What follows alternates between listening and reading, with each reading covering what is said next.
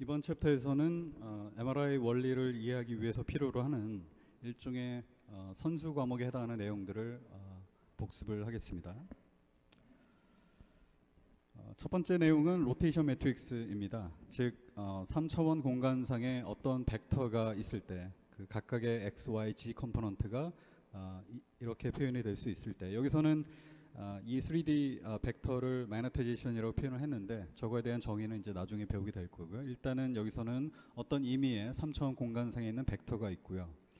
저 벡터를 특정 축에 대해서 로테이션을 했을 때 그 결과로 얻어지는 새로운 벡터를 얻기 위해서 어떤 3x3 매트릭스를 곱해야 하는가에 관한 질문이 되겠고요. 일단 가장 기본적인 z-axis, x-axis, 그 다음에 y-axis를 중심으로 도는 알파만큼 도는 로테이션 매트릭스는 이와 같고요.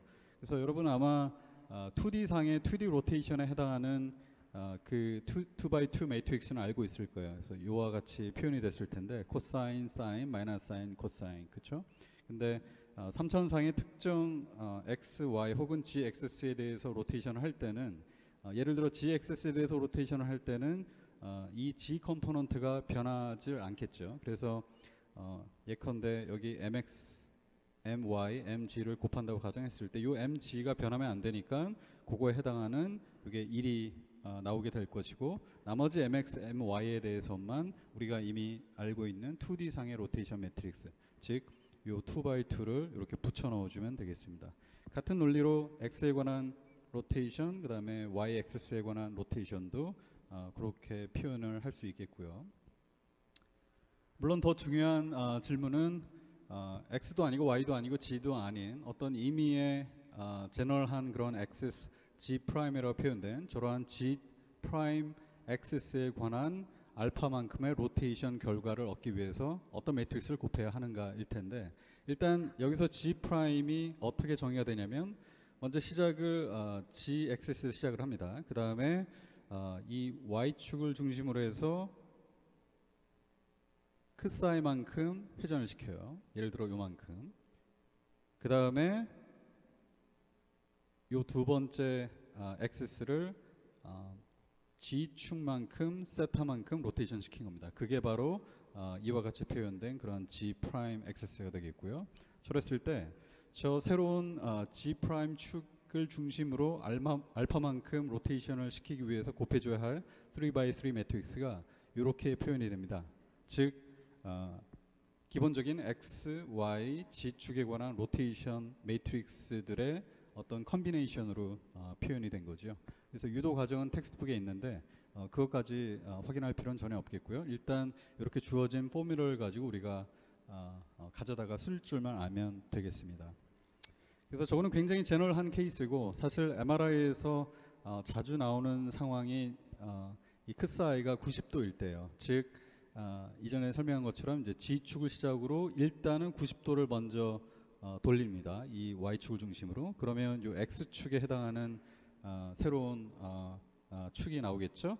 그 다음에 얘를 이 G축을 중심으로 세타만큼 돌린 게 새로운 X'이 되겠습니다. 즉 여기서 얘기하는 그런 스페셜 케이스라 하면 이 회전의 중심이 되는, 로테이션의 중심이 되는 엑세스가 이 XY 플레인상에 있는 거죠. 그렇죠? 일단 처음에 G에서 90도만큼 누워버렸으니까. 그래서 이 세타는 arbitrary value일 거고, 즉 어떤 의미의 이 XY 플레인상에 있는 그런 엑세스, 즉 X'이라고 표현되는 이 축을 중심으로 한 로테이션이 MRI에서 자주 나오고요. 그때는 이러한 일반적인 케이스에서 이 크사이 대신에 90도를 집어넣으면 되겠죠. 그렇죠? 그래서 크사이가 들어가는 요 매트릭스 로테이션이 요 부분일 텐데, 그 부분만 여기 다시 한번 써보면 크사이 대신 90을 넣으면 요 y에 관한 요 로테이션이 이렇게 표현이 될 거고, 다 숫자로 표현이 되겠죠. 사인, 코사인 90도에 대한 값이 각각 0, 1일 테니까 다 0과 1의 어떤 조합으로 표현이 되겠네요. 그렇죠? 이것도 마찬가지고, 그래서 이렇게 표현이 될 거고, 그 다음에 알파는 고 X'을 중심으로 해서 알파만큼 돈다니까 그대로 미지수로 남아 있겠죠. 그렇죠? 그래서 요거를 정리를 하면 이렇게 되고요. 요게 마침 X를 중심으로 해서 알파만큼 로테이션 시키기 위한 로테이션 매트릭스로 귀결이 되네요. 그렇죠? 그래서 결국은 이러한 스페셜 케이스, 즉 사이가 90도일 때는 요 가운데 있는 세 개의 매트릭스의 곱이 이렇게 표현이 되기 때문에 결국 전체 그 로테이션 매트릭스는 이와 같이 표현이 되겠습니다.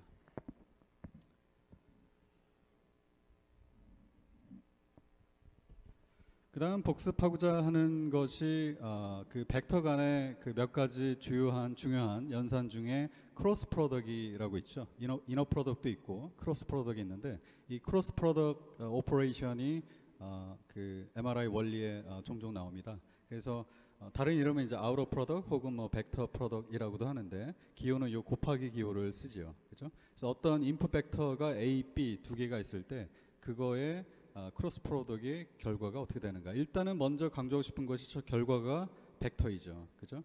이너 프로덕은 스칼라죠. 결과가. 근데 두 벡터의 크로스 프로덕은 여전히 벡터이고, 그래서 벡터를 표현하려면 일단 매그니튜드와 방향을 알아야 되죠. 그래서 일단은 매그니튜드는 그 인풋 벡터의 각각의 매그니튜드를 곱한 거 곱하기 사인 phi. 여기서 phi는 그 두 개 인풋 벡터 A와 B의 이 그 각도이고요. 그 다음에 더 중요한 거는 사실은 이 크로스 프로덕의 결과로 나온 벡터의 방향인데, 여기 보면 방향이 그 두 개 오리지널 벡터 A, B에 모두 퍼펜디큘러 하다라고 돼 있네요. 그렇죠? 그러니까 이 얘기는 뭐냐면 A, B가 이 그림에 나와 있는 것처럼 A, B가 이루는 어떤 가상의 평면이 있겠죠. 이 평면의 수직이다라고 얘기할 수 있겠네요. 그래서 일종의 뭐 오른손 법칙 이래가지고 지금 크로스 프로덕이 A가 먼저 나오고 그 다음에 B죠. 그래서 이 네 개의 손가락을 요 A 벡터의 끝부터 B 벡터의 끝으로 이렇게 감아 돌린다고 생각하면 되겠어요. 그렇게 되도록 이 네 개의 손가락을 오리엔테이션 시키면 그때 이 엄지가 가리키는 방향이 바로 이 크로스 프로덕의 그 방향이 되겠습니다.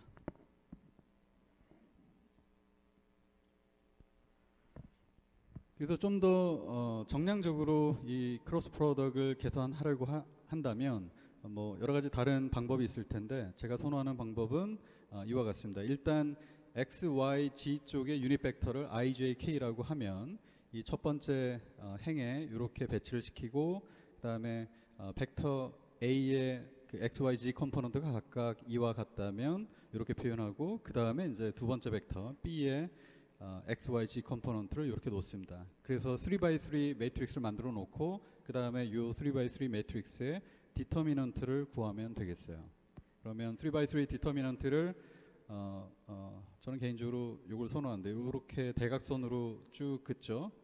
그렇죠? 이렇게 예를 들어 이렇게 대각선을 그으면 벡터 i 곱하기 a, y 그다음에 bg 그죠? 그게 여기 있네요.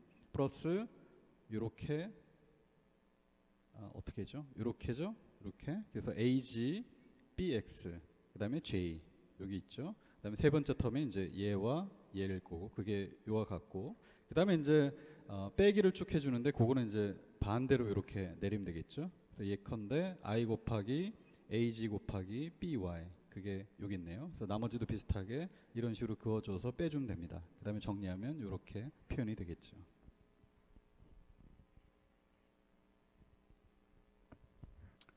그다음으로 같이 복습하고자 하는 게 이제 복수수입니다. 컴플렉스 넘버. 그래서 여러분들 뭐 잘 알고 있겠지만 보통은 어떤 복수수 G를 real component X, 그다음에 imaginary component Y로 표현을 하죠.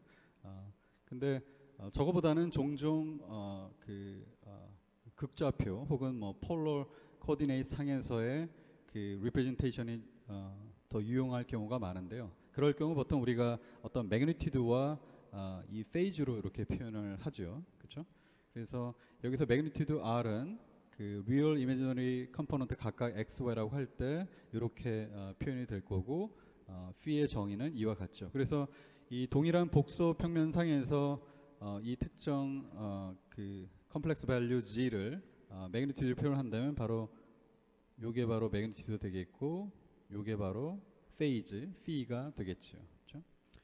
그래서 이 폴러 리프레젠테이션이 편한 것 중에 하나가 어떤 두 개의 복소수의 곱을 연산을 할 때 각각을 이렇게 폴러 코디네이션으로 표현을 한다면 새로운 그 복소수의 매그니튜드는 각각의 매그니튜드의 곱이고, 그렇죠? 그다음에 새로운 그 이 곱의 결과의 그 복소수의 페이즈는 각각의 페이즈를 그냥 덧셈을 하면 되겠죠, 그렇죠?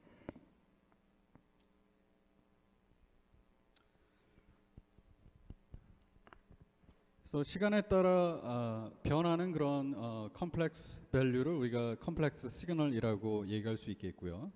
역시 여러 가지 이유로, 현실적인 이유로, 실용적인 이유로 그 칼티시안, 즉 직규 좌표계보다는 폴러 리프레젠테이션이 좀 더 유용할 경우가 많습니다. 뭐 예를 들어 어떤 복소 신호를 이와 같이 주어졌다고 할 때, 물론 일반적으로 R 매그니튜드 R도 시간에 따라 변하고 페이지도 시간에 따라 변하는 이러한 일반적인 표현이 가능하겠지만, 여기서 일단은 편의상 매그니튜드는 R로 어떤 상수값으로 고정이 됐다고 치고요. 그다음에 여기서 페이즈 P가 파이 T로 표현이 된 경우이겠네요. 그렇죠? 그래서 굳이 이거를 real imaginary로 쪼개서 본다면 일단 얘는 그 컴플렉스 익스포넨셜 이어서 오일러 법칙에 의해서 코사인 사인으로 나눠지죠. 그래서 주기가 지금 2겠네요. 그렇죠? 2파이 오버 파이니까. 그래서 예컨대 1, 2, 3이라고 한다면 일단 real 컴포넌트는 코사인이 될 테니까 이렇게 2까지가 하나의 사이클, 이런 식으로 가겠네요. 그렇죠? 여기가 R일 거고, 그 다음에 이미지너리 경우는 이제 사인 텀일 테니까 역시 1, 2, 3이라고 친다면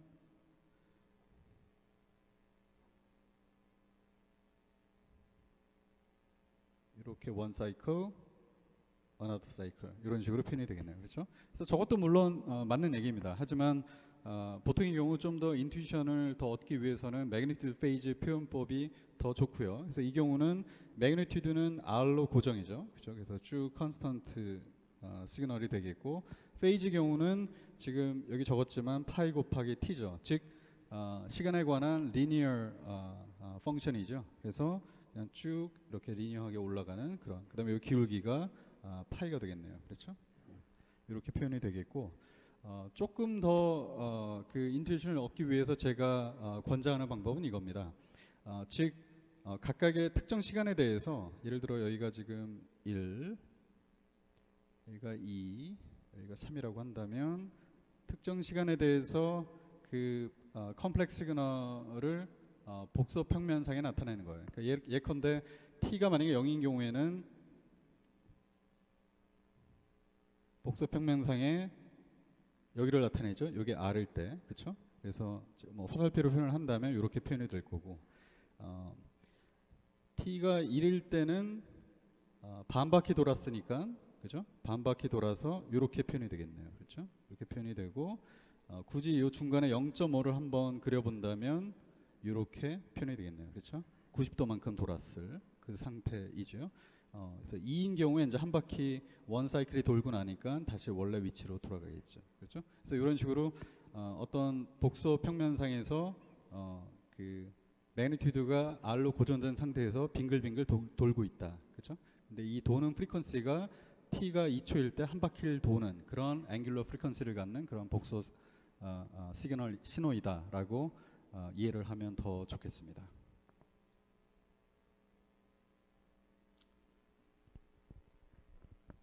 자, 이어서 복습할 내용은 프리에 트랜스폼입니다. 그래서 어떤 임의의 연속 신호 XT에 관한 프리에 트랜스폼 식이 이와 같이 표현이 되고, 이 두 번째 식은 거꾸로 프리에 트랜스폼 된 그런 프리퀀시 도메인에서의 신호를 원래 타임 도메인 시그널로 다시 복원하는 그런 식이 되겠죠. 그래서 일단은 이 원래 시그널 XT가 그 세칸을 갖는, 그죠? 유닛을 갖는 신호라는 가정하에 새로 얻어지는 이 프리 트랜스폼에서의 오메가 유닛은 이 세칸의 역수, 즉 헐츠로 표현이 됩니다. 그래서 한 가지 언급하고 싶은 것은, 보통 시그널 앤 시스템을 처음 배울 때 그 쓰는 또 다른 그 프리 트랜스폼의 어떤 정의가 조금 다를 수도 있죠. 그래서 마이너스 j 다음에 2파이가 없고 오메가 t 이런 경우도 종종 있습니다. 그래서 이 경우는 이 오메가의 유닛이 radian per second이죠. 예, 2파이 차이만큼이 있기 때문에 그냥 1이 아니라 이제 radian이 붙는데 지금 이 메디컬 이미징 쪽에서는 이거보다는 이러한 정의를 더 많이 쓰고요. 그래서 그 남은 강의 동안에 이 박스 안에 있는 정의를 따라가겠습니다. 그래서 그 오메가 프리퀀시 베러블의 그 유닛이 헐츠 혹은 원 오버 세컨이라는 걸 기억을 했으면 좋겠고요. 그래서 요거의 의미는 이 오른쪽 그림에 잘 나와 있죠. 그래서 어떤 타임 도메인 상의 어떤 이메일 시그널이 있을 때 얘를 그 수많은 다른 프리퀀시를 갖는 사이노소이드 시그널의 컨비네이션 혹은 합으로 표현을 할 수 있고, 그랬을 때 이 프리 트랜스폼 의미는 각각의 그 일종의 이게 베이시스 펑션이죠. 각각의 베이시스 펑션, 즉 특정 프리퀀시를 갖는 사이노소이드 베이시스 펑션의 컨트리뷰션이 얼마인가를 나타내는 그런 값이 되겠죠. 그래서 이 그림에서는 이 프리 트랜스폼의 의미가 바로 요쪽 측면에서 바라본 요 플롯이 되겠다라는 것이고, 그래서 사실은 요 가운데 있는 요 본질은 동일한데 요거를 이쪽에서 바라보면 타임 도메인 상에서 시그널이고, 요거를 이쪽에서 바라보면 프리퀀시 도메인에서 바라본 그런 트랜스폼 결과가 되겠다는 것이 이제 중요한 의미가 되겠습니다.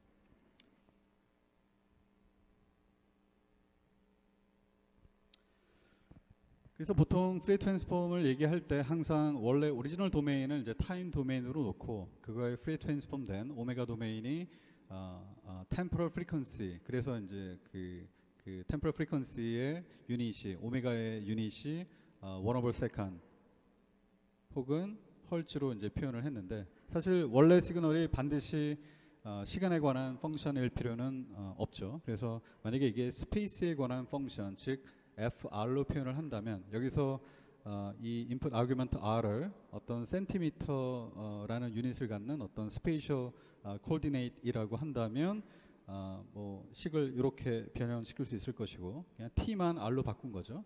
그랬을 때 보통 거기에 상응하는 스페이셜 프리퀀시를 오메가로 표현을 안 하고 보통 K로 표현을 합니다. 그래서 이 경우는 이 K의 유닛이 이전에 세컨을 인버스 시켰던 것처럼 센티미터를 인버스 시켜서 센티미터 마이너스 1승으로 표현을 할 수 있겠습니다.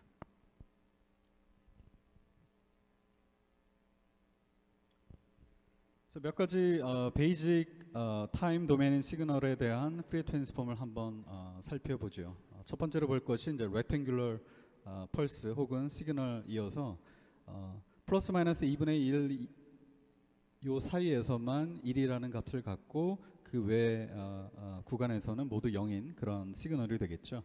그래서 편의상 요 모양과 비슷하게 생긴 이러한 심볼을 사용하도록 하겠습니다. 그래서 요게 인풋 시그널이 돼서 프리 트랜스폼 공식에 집어넣어서 연산을 좀 해보면 어렵지 않게 이렇게 표현되는 그런 식으로 유도가 될 겁니다. 그래서 요거를 우리가 이제 싱크 펑션이라고 정의를 해서 결국 렉탱귤러 시그널의 프리 트랜스폼은 오메가 도메인에서 혹은 프리퀀시 도메인에서 싱크 디스트리뷰션을 갖는다라고 얘기를 할 수 있겠고요. 역시 싱크의 데피니션이 시그널 시스템을 배울 때는 이게 싱크입니다. 싱크가 sin x over x인 경우가 많았는데, 여기서는 이제 그 파이가 앞에 붙는 그런 일종의 normalized 싱크라고 생각하면 되겠는데요. 역시 스케일링 팩터만 고려하면 되니까 원래 요 이전 버전의 싱크는 이 제로 크로싱이 파이 마이너스 파이, 여기가 파이 마이너스 파이, 그 다음에 2파이 마이너스 2파이, 즉 일반적으로 플러스 마이너스 n파이에서 제로 크로싱이 생기는데, 이러한 노멀라이즈 버전에서는 그러한 제로 크로싱이 모두 다 정수로 바뀌겠죠. 그래서 여기가 1이고 마이너스 1이고 2 마이너스 2 등등등이 되겠죠. 그래서 역시 남은 강의에서 그 싱크의 정의를 이렇게 앞에 파이가 붙는 그런 노멀라이즈 버전으로 계속 사용을 하겠습니다.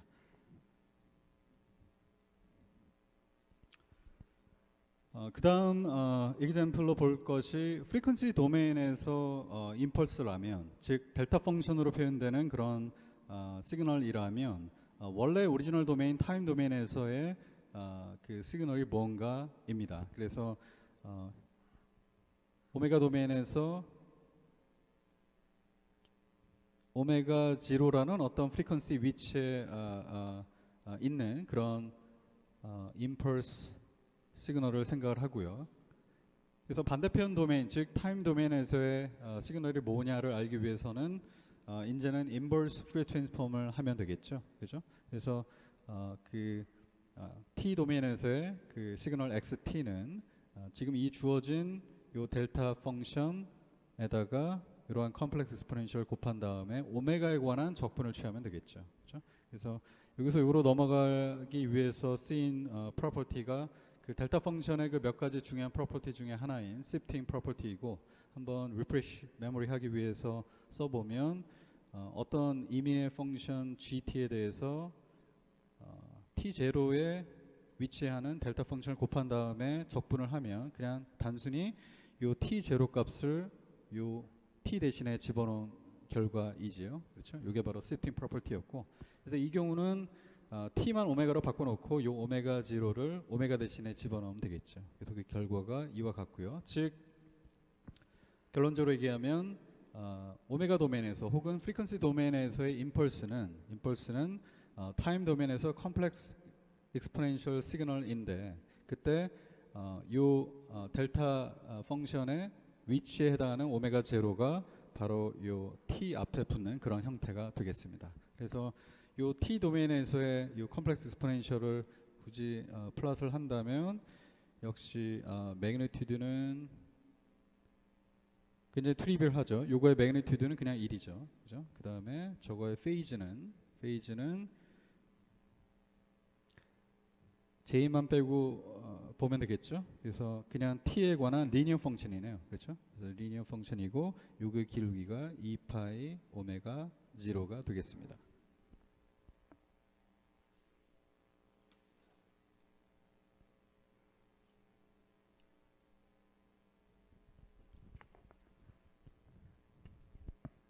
그 다음 example은 소위 impulse train 이어서 일종의 지금까지 봤던 example은 이제 aperiodic한 시그널이었고, 요 impulse train은 주기적으로 반복이 되기 때문에 periodic 시그널의 example이 되겠습니다. 그래서 그 수식으로 표현하면 이와 같고요. 즉 impulse를 계속해서 더하는데 그거의 위치가 정수배만큼 변하네요. 그렇죠? 그래서 그거를 그림으로 표현한 것이 이와 같고요. 이 간격은 이제 1입니다. 1이고 모든 앰플리튜드가 역시 1입니다.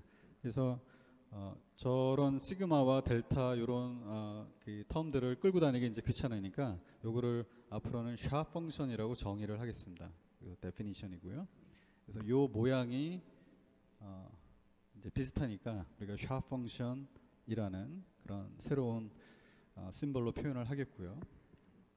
그래서 주기 함수인 경우에는 프리어 트랜스폼 공식을 바로 이용하기가 어려워요. 왜냐하면 마이너스 무한대에서 무한대까지 적분을 해야 되는데 계속해서 그 무시할 수 없는 에너지를 갖는 시그널이 무한대로 반복이 되니까 수렴하지가 않죠. 그 적분값이. 그래서 우리가 쓸 수 있는 트릭이 periodic 시그널인 경우에 그 available한 그런 프리어 시리즈 익스펜션을 먼저 적용을 하고 그 다음에 그 컴플렉스 익스포넨셜에 대한 프리어 트랜스폼 결과를 가져다가 쓰는 그런 방법이 되겠습니다. 즉 프리어 시리즈 익스펜션이 이제 이와 같이 표현이 되죠. 그렇죠? 그래서 여기서 어떤 프리 코에피션트 dn에 n 곱하기 오메가 제로라는 그런 프리퀀시를 갖는 그런 컴플렉스 익스포넨셜이 곱해진, 그 다음에 여러 가지 다른 n에 관한 그런 텀을 쭉 합한 그런 결과가 되겠네요. 여기서 오메가 제로는 원래 주어진 periodic 시그널의 그 fundamental period t0로 갈 때 그거의 역수가 되겠고, 그래서 요거를 fundamental period라고 표현을 하고 요거를 역시 fundamental frequency라고 표현을 할 수 있겠습니다. 각각의 단위는 second, 그 다음에 hertz이겠죠. 그래서 이러한 어떤 등식이 그 유효하게 되기 위한 그런 free coefficient TN이 유니크하게 결정이 되는데 바로 이런 공식을 이용해서 그렇게 결정이 되겠죠. 그래서 지금 주어진 impulse train 혹은 샤프 펑션인 경우에는 dn을 이전 공식을 이용해서 구하면 그냥 1로 굉장히 트리비얼한 그런 값이 나옵니다. 그래서 저 2를 여기에다가 대입을 하면 이와 같은 식이 나오겠죠. 그 다음에 여기서 오메가 제로가 1 t0인데 t0가 바로 주기가 1이었죠. 그죠? 샤프 펑션에서 혹은 인버스 트레인에서. 그래서 그냥 1이 되겠죠. 그래서 그 2를 대입을 하고 나면 이와 같이 표현이 되겠네요. 그죠? 그래서 저렇게 그 프리 시리즈 익스펜션으로 일단 바꿔놓고 이 인풋 펑션을, 그래서 요거에 대한 이제 프리 트랜스폼을 생각을 하면 되는데, 이미 우리가 컴플렉스 익스포넨셜 타임 도메인에서 컴플렉스 익스포넨셜에 대한 그 프리 트랜스폼이 이와 같다는 걸 알기 때문에 요거에 대한 프리 트랜스폼은 일단 프리 트랜스폼이 리니어 오퍼레이션이니까 각각의 텀 안으로 이렇게 들어오죠. 그 다음에 요거에 대한 프리 트랜스폼이 이 공식을 이용해서 그냥 n에 위치하는 임펄스로 표현이 되겠죠. 즉 다시 한번 오메가 도메인에서의 샤프 펑션 혹은 임펄스 트레인으로 표현이 됩니다. 즉 정리하면 타임 도메인에서 임펄스 트레인을 프리 트랜스폼을 하면 다시 오메가 도메인에서 임펄스 트레인으로 표현이 된다는 것입니다. 그렇죠? 그래서 굳이 이거를 한번 그려본다면 오메가 도메인에서 역시 임펄스 트레인이 나오겠죠. 그 다음에 여기도 역시 1, 2, 3, 마이너스 1, 마이너스 2가 되겠네요. 그렇죠?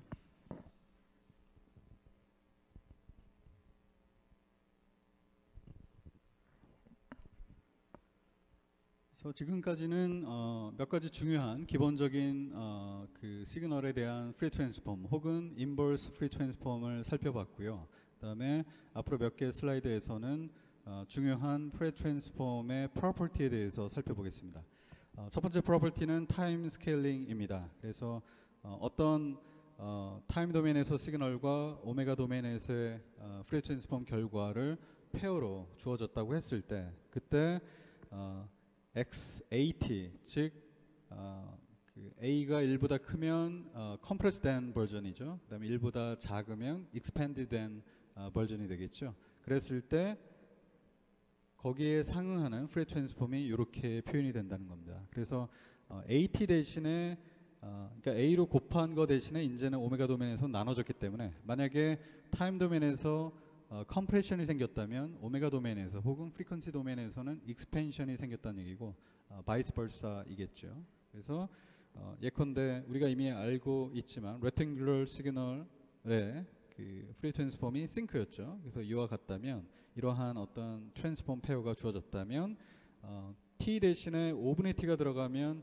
5배만큼 이 t축으로 익스펜션이 생긴 거죠. 그렇죠? 그러면 오메가 도메인에서 혹은 프리퀀시 도메인에서는 그 동일한 배수만큼, 즉 5배만큼 컴프레션이 생겼다라는 걸 알 수 있겠네요.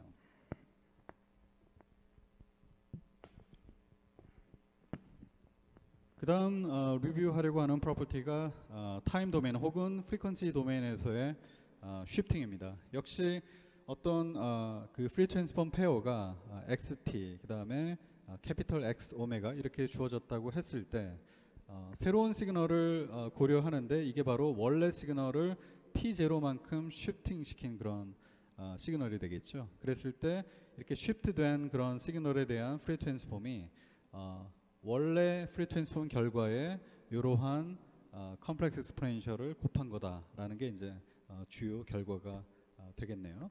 그래서 예컨대 이 새로운 프리 트랜스폼을 예를 들어 y 오메가라고 한다면 일단 이 y 오메가의 매그니튜드는 얘의 매그니튜드 곱하기 얘의 매그니튜드죠. 근데 요 놈의 매그니튜드는 그냥 1이죠. 그러니까 원래 매그니튜드와 같고요. 그러니까 변함이 없죠. 페이즈를 한번 살펴보면 y 오메가의 페이즈는 요 놈의 페이즈 더하기 요 놈의 페이즈죠. 그렇죠? 그래서 요 놈의 페이즈는 마이너스 t0 오메가이죠. 더하기 원래 스펙트럼의 페이즈라고 표현할 수 있겠네요. 그렇죠? 그래서 요거를 이제 문장으로 한번 적어본다면 이렇게 타임 도메인에서 쉬프팅이 생겼을 때 프리퀀시 도메인에서의 변화는 결국 addition of linear phase라고 정리할 수 있겠습니다. 그렇죠? 그래서 얘를 플러스로 보여준다면 t0가 양수라는 가정하에 이러한 linear 라인으로 표현이 되겠죠. 그죠? 그래서 원래 그 스펙트럼의 페이지가 뭐이던 간에 이러한 linear한 변화를 만들어낸다라고 생각을 하면 되겠네요. 그렇죠? 그래서 마찬가지 방법으로 프리퀀시 도메인에서 만약에 쉬프팅이 생긴다면, 즉 원래 x 오메가가 이와 같이 변한다면 거기에 상응하는 인버스 프리 트랜스폼은 원래 시그널 xt에 역시 마찬가지로 리니어 페이지를 갖는 그런 그 컴플렉스 익스포넨셜을 곱한 그런 결과가 되겠습니다. 그래서 유일한 차이가 요 부호가 마이너스, 여기는 플러스라는 거 말고는 거의 동일한 개념이 되겠죠.